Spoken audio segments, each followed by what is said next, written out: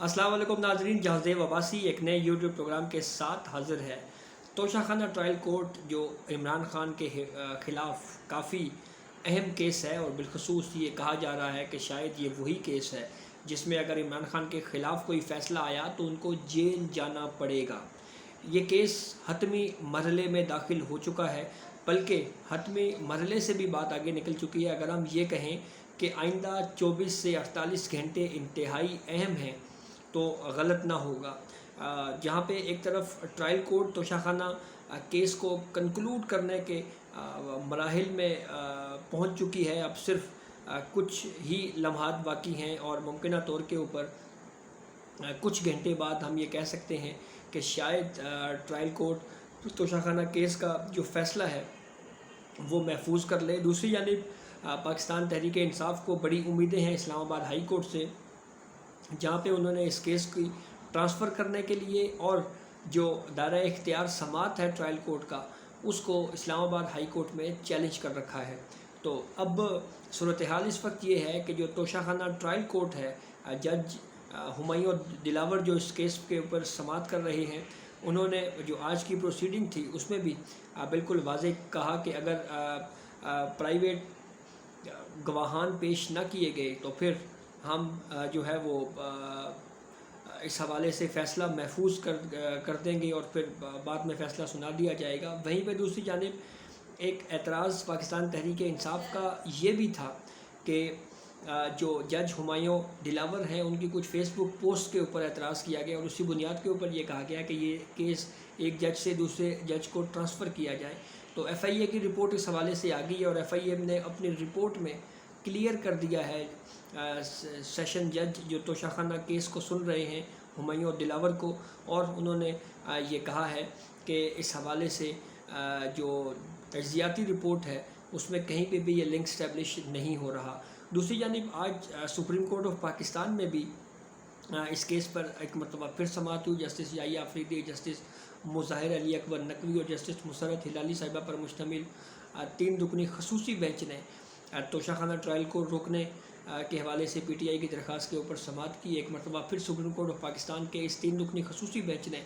Trial court को कार्रवाई रोकने की जो इस्तदा थी उसको मुस्तरद कर दिया सुप्रीम कोर्ट ऑफ पाकिस्तान ने, और ये कहा कि आप पहले इस्लामाबाद हाई कोर्ट में जाएं। इस्लामाबाद हाई कोर्ट से अगर आपको रिलीफ नहीं मिलता तो फिर आप जो है वो दोबारा सुप्रीम कोर्ट में आ सकते हैं। जुमे तक उस केस की समाअत मुलतवी कर दी गई है। दूसरा, इस्लामाबाद हाई कोर्ट में इसी मामले के ऊपर समाअत होने जा रही है और इस्लामाबाद हाई कोर्ट ने जो है वो 3 अगस्त को अब ये तयन करना है कि जो ट्रांसफ़र की एप्लीकेशन है क्या वो उस बुनियाद के ऊपर PTI को रिलीफ़ मिल सकता है या नहीं। दूसरा अहम मामला जो दायरा इख्तियार समात के ऊपर सवालात उठाए गए हैं, जो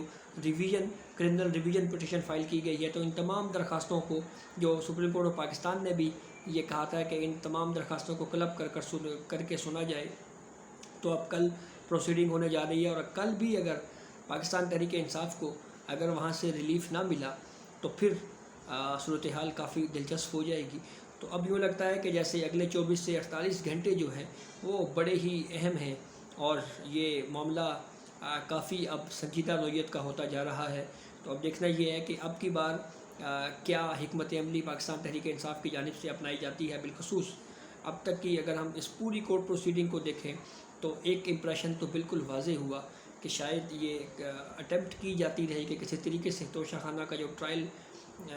है उसको रोकने के लिए मुख्तलिफ़ अदालती फ़ोरम्स के ऊपर रजू किया जाए। 2 दफ़ा सुप्रीम कोर्ट से रजू किया गया, इस्लामाबाद हाई कोर्ट से रजू किया गया, मुख्तलिफ़ पटिशन्स फ़ाइल की गई, लाहौर हाई कोर्ट में भी एक पटिशन फ़ाइल की गई। तो ये मामला जो है वो काफ़ी अहमियत इख्तियार कर गया है और इस मामले के ऊपर अगर पाकिस्तान तहरीक इंसाफ के सरबराह और साबिक़ वज़ीर आज़म इमरान ख़ान को अगर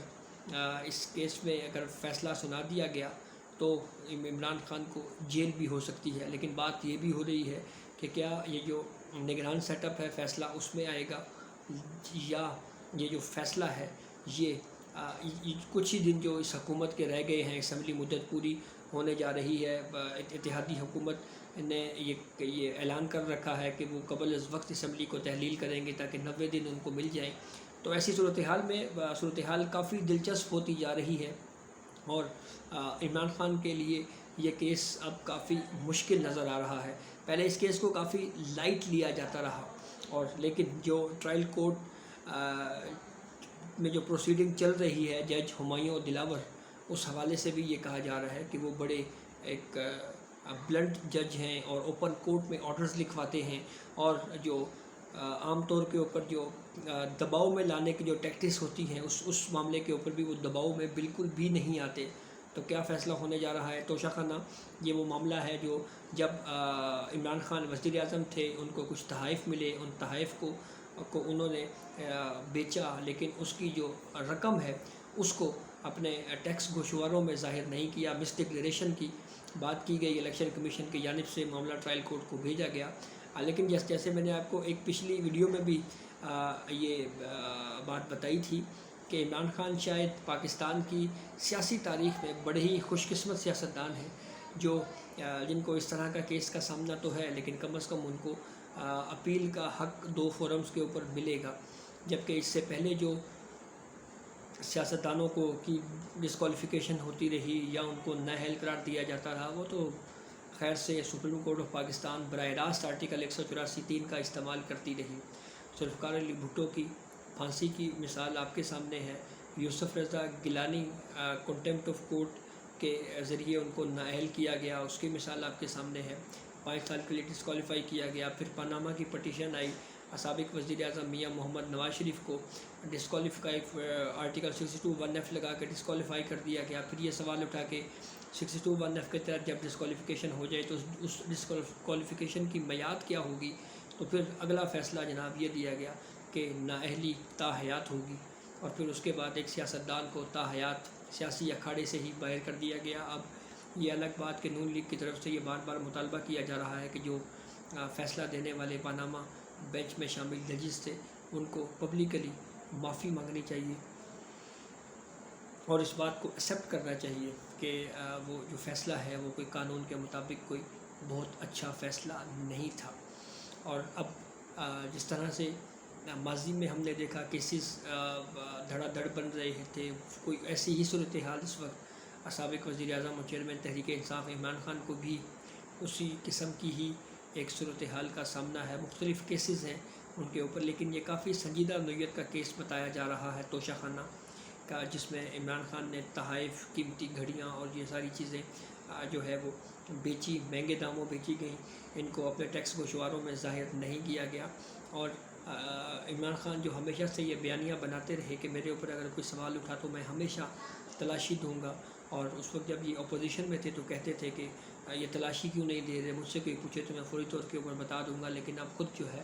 وہ ٹیکنیکلٹیز کے پیچھے چھپنے کی ایک اٹیمپٹ ہو رہی ہے۔ تو لیٹس سی، دیکھیں یہ صورتحال کس طرف جاتی ہے، لیکن ایک بات تو ہوتا ہے کہ اگر عمران خان کو کے خلاف توشہ خانہ کا فیصلہ آیا، اگر اسلام آباد ہائی کورٹ سے ان کو ریلیف نہ ملا یا سپریم کورٹ میں جمعے کے دن ان کو ریلیف نہ ملا،